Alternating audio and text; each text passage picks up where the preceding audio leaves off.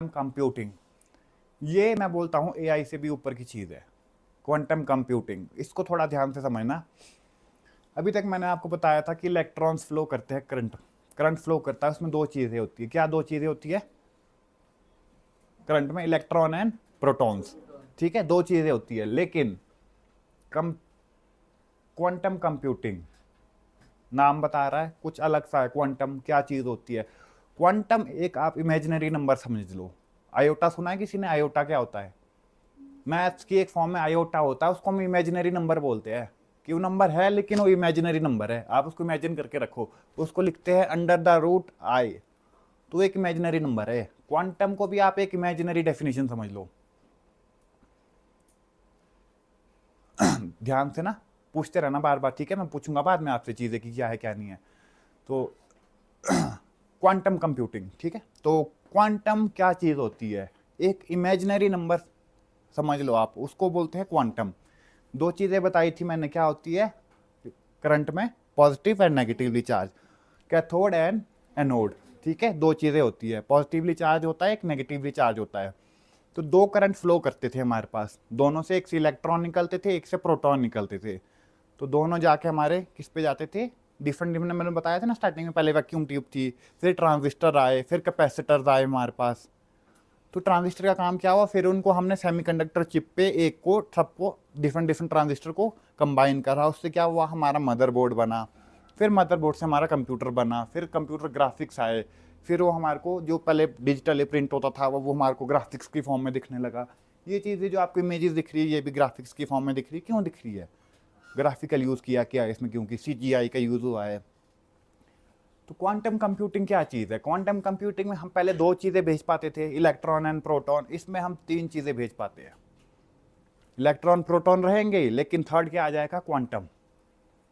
अब मैं आपको सिंपल सा बताता हूं कि मैंने ए प्रिंट कराना है, ए लेटर प्रिंट कराना है। उसके लिए स्काई कोड होता था 00111, कुछ भी 8 लेटर का स्काई कोड होता है एक, ASCII, उसको बोलते हैं स्काई कोड।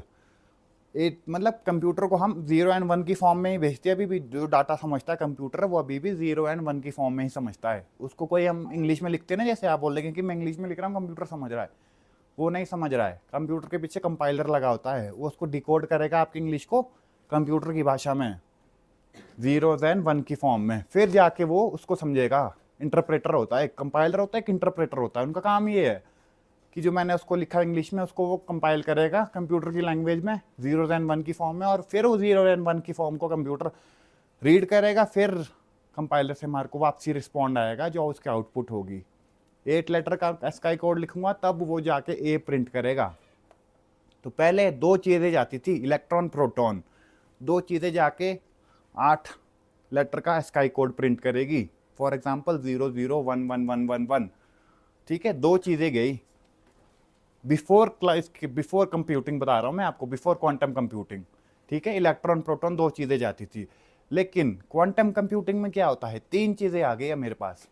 इलेक्ट्रॉन प्रोटॉन है, लेकिन एक क्वांटम आ गया, और थर्ड चीज क्वांटम एक ऐसी चीज है वो मैं अपने ऊपर डिपेंड कर सकता हूं कि भाई तू आगे जा, तू 0 प्रिंट भी करा 1 भी प्रिंट करा, वो मेरे ऊपर डिपेंड करेगा कि जो उसको मैं कोड दूंगा 0 भी मैं उससे प्रिंट करा सकता हूँ, 1 भी प्रिंट करा सकता हूँ। तो उससे क्या फर्क पड़ेगा? फर्क पड़ेगा कोई, आपको लगता है?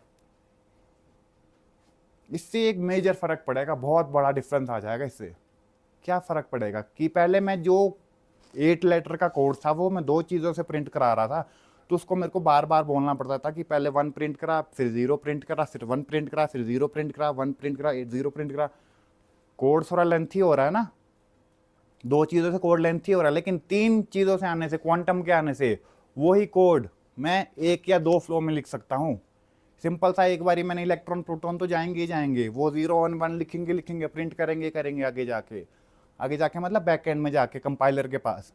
लेकिन क्वांटम एक ऐसी चीज़ है जो मैं अपने, मेरी ऊपर डिपेंड करेगी, हो मैं इसको जो अंडरस्टैंड करवाऊंगा कि मेरे को आगे ए प्रिंट कराना है, तो तू मेरे को 0 एंड 1 की फॉर्म में पूरा स्काई कोड लिख के दे, तो वो दो वैल्यू लेके जाएगा मेरे पास आगे क्वांटम 0 एंड 1।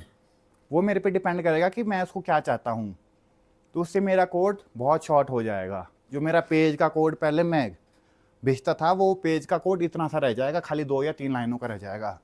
तो उससे क्या हो जाएगा, स्टोरेज में फ़र्क पड़ेगा ना। स्टोरेज में जहाँ मेरे को बड़ा डाटा स्टोर करने में ज़्यादा मेरे को फाइलें लिखनी पड़ रही थी, ज़्यादा मेरा लेंथी हो रहा था कोड, वो मेरा कोड स्मॉल हो जाएगा। और दूसरा क्या है, टाइम एफिशिएंसी हो जाएगी। पहले मेरे को कोड लिखने में टाइम लगता था ज़्यादा, अब वो टाइम भी मेरा कम हो जाएगा और कोड भी जल्दी मेरा एग्जीक्यूट होके वापस आ जाएगा। डिपेंड तो वो मेरे पे करेगा, जितना जल्दी मैं कोड लिखूंगा उतना जल्दी रिस्पॉन्स वापस आएगा। टाइम लगेगा मुझे ज़्यादा लंबा कोड लिखने में, कंप्यूटर को समझाने में, तो कंप्यूटर को रिस्पॉन्ड करने में भी उतना टाइम लगेगा। लेकिन क्वांटम कंप्यूटिंग से वही टाइम मेरा हाफ से भी ज़्यादा रिड्यूस हो जाएगा। हाफ का मतलब है पहले मेरे को 1 मिनट लग रहा था तो अब मुझे 30 सेकंड लगेंगे, पहले 30 सेकंड लग रहे थे तो अब मुझे 15 लगेंगे। तो टाइम रिड्यूस हो गया, स्टोरेज रिड्यूस हो गई, तो इनसे क्या हुआ, आपकी ऑप्टिमाइजेशन ऑटोमेटिकली इंक्रीज हो जाएगी। ऑप्टिमाइज हो जाएगा ना, आपका कंप्यूटर जल्दी वर्क करना कर देगा।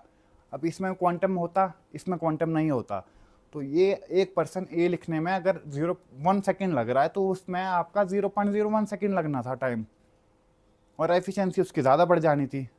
वो आप लंबा कोड और जल्दी लिख पाने थे, आपके कोड में टाइम में लगना था इसको लिखने में, उसको बहुत जल्दी हो जाना था। तो क्वांटम कंप्यूटिंग अभी तक से पूरी तरह से 100% हमारे पास नहीं आई है, लेकिन फ्यूचर हमारे पास यही है, क्वांटम कंप्यूटिंग। आर्टिफिशियल इंटेलिजेंस भी ये चीज़ यूज़ नहीं करती है। सोचो अगर हमारे पास एआई में ये चीज़ यूज़ करनी शुरू हो जाए तो एआई कितना फास्ट हो जाएगा। एआई अभी तक स्काई कोड ही यूज़ करता है, उसमें कोई क्वांटम कंप्यूटिंग यूज़ नहीं होती, उसमें भी इलेक्ट्रॉन प्रोटॉन ही जाते हैं। बेसिक वाला ही फार्मूला यूज़ होता है, वो जाके हमारे कंपाइलर को जाके बोलता है, इंटरप्रेटर को जाके बोलता है कि ये लैंग्वेज को स्काई कोड में कन्वर्ट करो, और कंप्यूटर की लैंग्वेज में उसको 0s and 1 में भेजता है, उससे कोड वापस लेता है और आउटपुट प्रिंट कराता है। लेकिन क्वांटम कंप्यूटिंग ये हमारे पास अभी तक की फ्यूचर टेक्नोलॉजी है और इस चीज़ पे हमारे पास काम चल रहा है, लेकिन यही हमारे पास फ्यूचर है और यही एडवांसमेंट है सबसे बड़ी अभी तक हमारी टेक्नोलॉजी पे। कुछ भी आपको समझ आ रहा है, क्या समझ आया मुझे बताओ आप लोग, आप बताओ क्या होता है क्वांटम। ये एक टाइप का इमेजिनरी नंबर होता है, इसके थ्रू हम जो कंप्यूटर को हम जो भी कोई इंफॉर्मेशन भेजते हैं वो जल्दी से भेज सकते हैं। पहले इलेक्ट्रॉन और प्रोटॉन होते थे, वो जाते थे, तो इसमें हमारे को टाइम लगता था, लेकिन अब जब क्वांटम कंप्यूटिंग है तो उससे हमारे को कम टाइम लगता है। Okay good. क्वांटम एक इमेजिनरी नंबर नहीं है, क्वांटम कंप्यूटिंग है हमारे पास, ठीक है ना। तो ये हमारी टेक्नोलॉजी का एक थर्ड पार्ट है। जैसे इलेक्ट्रॉन प्रोटॉन होते हैं ना, एटम होता है एक एटम, एटम के अंदर होते हैं इलेक्ट्रॉन्स एंड प्रोटॉन्स, तो ये भी एटम के अंदर ही एक चीज़ है, उसको क्वांटम नाम दिया गया है। लेकिन इस क्वांटम में ऐसी कैपेबिलिटीज है कि इसको मैं नेगेटिवली चार्ज भी बना सकता हूँ, पॉजिटिवली चार्ज भी बना सकता हूँ। ये किस पे डिपेंड करेगा, मेरे पे डिपेंड करेगा। और कैसे डिपेंड करेगा कि मैं इसको किस तरह से आगे आउटपुट चाहता हूँ। जिस तरह से मैं आउटपुट चाहता हूँ उस तरह से मैं इसकी इनपुट करूँगा। एटम समझते हो ना, एटम क्या होता है, एक बॉडी का सबसे स्मॉलेस्ट यूनिट क्या होता है, एटम। उस एटम के अंदर डिफरेंट पार्ट्स होते हैं, क्या, इलेक्ट्रॉन, प्रोटॉन, न्यूट्रॉन। न्यूट्रॉन हमारा न्यूट्रल चार्ज होता है, उसका कोई काम ही नहीं होता हमारे इलेक्ट्रॉनिक्स में, कम्युनिकेशन इलेक्ट्रॉनिक्स में, इसलिए हम उसको रहने देते हैं। हमारे पास दो ही बेसिकली रहते हैं, इलेक्ट्रॉन एंड प्रोटॉन्स। थर्ड हमारे पास आया है उसमें क्वांटम। तीसरी चीज़ जो हमने निकाली हमारे एटम से वो आई हमारे पास क्वांटम। लेकिन क्वांटम ये ऐसी चीज़ निकली कि इसको मैं अपने ऊपर, मैं अपनी कैपेबिलिटीज़ के अनुसार इसको कोड कर सकता हूँ। मेरे को जिस तरह का आउटपुट चाहिए मैं उसको इस तरह से कोड कर सकता हूँ। इसको बोल सकता हूँ कि मेरे को ए प्रिंट कराना है, क्वांटम तू आगे जाके पॉजिटिवली चार्ज बन, या तू आगे जाके नेगेटिवली चार्ज बन। तो ये उस तरह से ऑटोमेटिकली अपने अनुसार ये उस तरह से काम करेगा जिस तरह निम्न अनुसार। नहीं हिलेगा ना, जब तक कोई एक्सटर्नल फोर्स ना लगाऊं मैं इस पर, ये बिल्कुल नहीं हिलेगा। तो एटम भी एक ऐसी चीज़ है, atom as an individual stable है, लेकिन जब तक मेरे को उससे इलेक्ट्रॉन एंड प्रोटॉन्स फ्लो कराना है और मेरे को उसके लिए इलेक्ट्रिसिटी सप्लाई करनी पड़ेगी। कंप्यूटर क्या है, it is an electronic device. क्यों बोलते हैं हम इलेक्ट्रॉनिक डिवाइस, क्योंकि इलेक्ट्रिसिटी पे चलता है। इसको एक एनर्जी का सोर्स चाहिए, कंटिन्यू एनर्जी सोर्स चाहिए इसको। लैपटॉप से इसमें बैटरीज लगी होती है, तो ये एनर्जी सप्लाई कर रहा है कंटिन्यूटी। ऐसा तो नहीं है कि मैंने कोई एनर्जी सेट इसको मैंने हटा दिया चार्जिंग से तो इसमें इलेक्ट्रिसिटी नहीं है। अब इलेक्ट्रिसिटी है, कंटिन्यूटी, इसको इलेक्ट्रिसिटी चाहिए। किस लिए चाहिए इलेक्ट्रिसिटी, वो electrons and protons and quantums को फ्लो कराने के लिए मेरे को एनर्जी चाहिए, जिसको हम इलेक्ट्रिसिटी बोलते हैं। इलेक्ट्रिसिटी भी अलग अलग टाइप की होती है, एसी एंड डीसी। तो ये स्मॉल होती है, हमारे को डीसी से काम बन जाता है। अब आप सोचते सर हम इसमें तो डायरेक्ट करंट फ्लो कराते हैं तो इसमें एसी जा रही है, इसमें भी एसी नहीं जाती, इसमें भी डीसी जाती है। अल्टीमेटली रिक्वायर्ड ही उतनी है ना, ये अलग फील्ड आ गई। चलो इसमें मैं इतना नहीं जाऊँगा डीपली ना, लेकिन मैं थ्रेशोल्ड पे आया था। थ्रेशोल्ड क्या होती है कि उतनी मिनिमम अमाउंट ऑफ एनर्जी जो कि आपके एटम्स एंड प्रोटॉन्स को बाहर निकालने के लिए चाहिए, उसको बोलते हैं थ्रेशोल्ड एनर्जी। जब मैं उस लेवल से ऊपर की एनर्जी को अप्लाई करूंगा तो क्या होंगे, हमारे इलेक्ट्रॉन्स एंड प्रोटॉन्स फ्लो करना स्टार्ट कर देंगे, और उसी एनर्जी पे हमारे क्वांटम्स भी फ्लो करना स्टार्ट कर देते हैं। लेकिन क्वांटम्स ऐसी चीज़ होती है जिसको मैं आगे जाके डिसाइड कर सकता हूँ कि ये इलेक्ट्रॉन पॉजिटिवली चार्ज बनेंगे या फिर ये नेगेटिवली चार्ज बनेंगे। ये आउटपुट पे डिपेंड करता है और ये इनपुट पे भी डिपेंड करता है।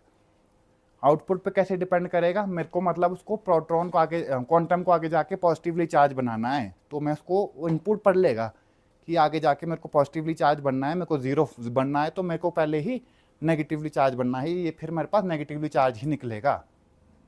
समझ गए बेसिक प्रिंसिपल क्वांटम का? ठीक है।